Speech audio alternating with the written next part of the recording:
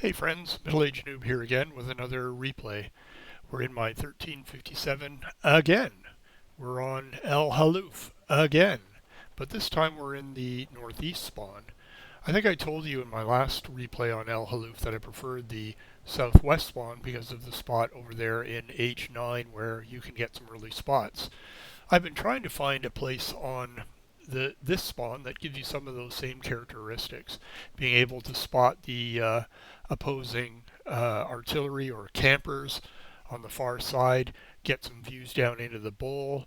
So I've decided to try exploring the idea of trying to go into sort of C4, C5 area. I've seen a lot of light tanks climb that hill and go up onto the bush on top. I've done that myself a few times, but I find you can get spotted there pretty easily, and then you get countered pretty easily. So what you're going to see me do in this replay, and let's get it started here, is actually try and stay in the bushes below the top of that hill and see what I can't spot. Now, this is a bit of an experiment for me, but I think you're going to see that it turned out pretty well in this game. So, just a word about the game, Tier 8, Tier 7, bottom tier light, but only a 2-tier difference on El Halluf. So, a couple of RDs, lots of TDs, and I'm going to get very good support from my TDs as you see. Okay, so you can see that our other light tank and the Kanonen Jagdpanzer went very quickly down into the bowl and spotted the two opposing light tanks. That's not going to work out very well for them. You will see that I managed to light the T-44 on my way over here and immediately got some spotting damage for that. Since the two lights are over there at the little hillock, I knew that it was safe to move up into this bush line, which would give me spots on people trying to move up the 2 line, as well as potentially spots of the TDs along the top ridge line there. So that worked out. I got the charioteer lit and got some assistance for that. Now I've spotted a wild scorp in the roaming the El Halluf. He's going to pay for that. And there we go. More on the scorp. Spotted the Tiger P trying to cross. He's looking down in the bowl to see if he can't get shots on our guys, which is not going to work out very well for him. So I'm sitting here calling for shots on the Tiger P, and I'm not actually paying a lot of attention to what's happening over in the bowl. If you look on the mini map, which I was not doing, you'll see that the WZ was lit again, and I would actually have shots on him from the position that I'm in. But I was tunneling in on this Tiger. And failed to notice him. But finally I did wake up, and there he is. And I'm thinking, okay, I let him back up so that he's got a bush between me and him, which allows me to, in effect, be double bushed, and I'm able to take him out. So here we are, just 2.5 minutes into the game. I've already got 2,800 in spotting and my first kill. So really pleased with this start. The LTG takes out our other light tank, the T62, Type 62, pardon me, but pays for his life for the charioteer on top. Okay, so now the bowl is completely empty. I've got it entirely to myself, and I'm trying to decide what to do next. I am thinking, well, you'll see, I'm moving up this bush line to see if I can't light more of the TDs that are up there in sort of the H4 area, which is exactly what that charioteer wants me to do. And I'm quickly able to spot the T25. Now, he's already taken some damage. Not really sure how that happened. I didn't spot him, I don't think, but maybe somebody else did. So pick up a little bit of spotting damage on him, which is always nice and always welcome. So just kind of moving around in these bushes, trying to see if I can't light something else. I find that it does help to move around a little bit. You can often get an angle that you didn't know was there, and you can get spots that you might not have otherwise gotten. I'm not all that anxious to charge up. I don't want to expose myself. I know there are lots of TDs up there, and I don't want to get nailed trying to cross or do anything special over there. I do see the T-44 who's kind of backing down the hill, trying to figure out if there's a way that I can get a shot or two on him. He's showing just a little bit of himself. Maybe if I'd been quicker, I could have gotten a shot on him. Maybe I would have been able to get the kill. But on the other hand, maybe I would have also gotten lit for my efforts and paid a pretty high price for it. Anyway, he's down. This game is well in hand. We've got a 3,600 hit point lead, and I noticed that my assistance is 3,100. So I think I feel I can take a lot of credit for the fact that we are so far ahead at this point.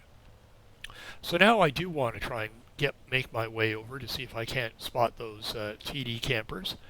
So I'm moving up the hill here to see if I can't light them. I took the long way around again just to make sure that I didn't get lit on the way over here. Something like a Scorpion or a Ferdinand firing HE would certainly ruin my day. So nothing from that particular spot. So I'm going to go a little further along, still staying well back, and see if I can't get some lights from another vantage point. And lo and behold, we spot the Ferdinand. I kept moving because I was concerned that he perhaps lit me, but clearly he didn't. So back up, make sure we relight him before he goes dark so that his sixth sense doesn't go off again. My guys are not doing too much to him.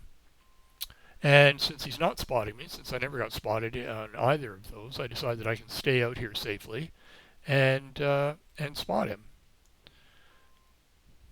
Now, if you look at the mini-map again, you'll see that most of my snipers are not in a position to be able to shoot at him. They're too far north. The Ravularise might be able to get shots in, and Artie can possibly get a shot or two in, but they're not exactly in a good position for it. Now, I will charitably assume that they've been aiming at the 50 TP and the T25 AT up there to support our heavies, rather than being too lazy to move and coming over here to help on this side. But if you look at the mini-map, again, you'll see the charioteer is starting to finally move over here. I do get a bit exasperated and type into comments asking people to actually move to somewhere where they can hit things.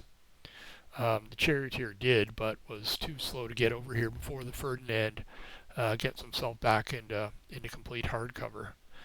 So he goes dark.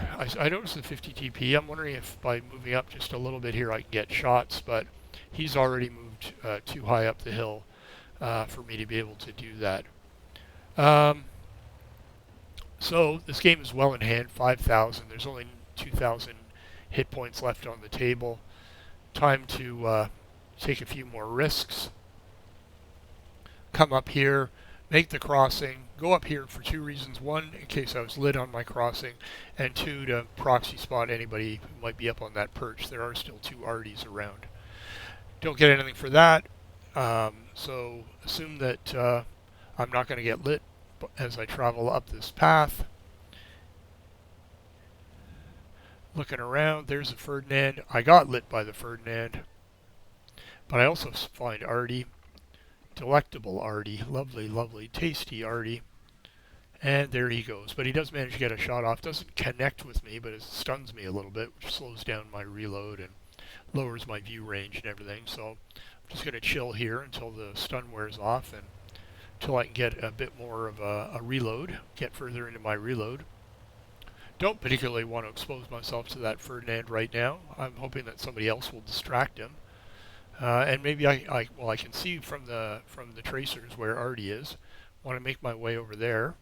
I do spot Artie, but I've got the side of the Ferdinand, which is too nice an opportunity to pass up.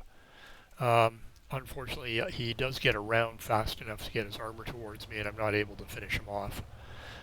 He did take a shot at me, but he rushed the shot and missed. Again, here we go towards the Panther. He knows I'm coming. I guess he's not quite reloaded yet, but he will be soon. There we go. He does actually manage to splash me for a substantial amount of hit points, but that doesn't really matter. And there we go. Victory. So let's take a look at the end plates. As I said, a victory, first class, Pascucci's, patrol duty, almost 4K in spotting, and another 1.1K in direct damage, and 3 kills, including 2 Artie, which is always really, really nice. Where did that put me? Top of the team for experience, 1302. Pretty close to that TL1 LPC. He did a lot of the heavy lifting along with the Skoda on the heavy line. Yeah, very nice. You notice our E25 down there at the very bottom with 0 damage, as well as the Valorise.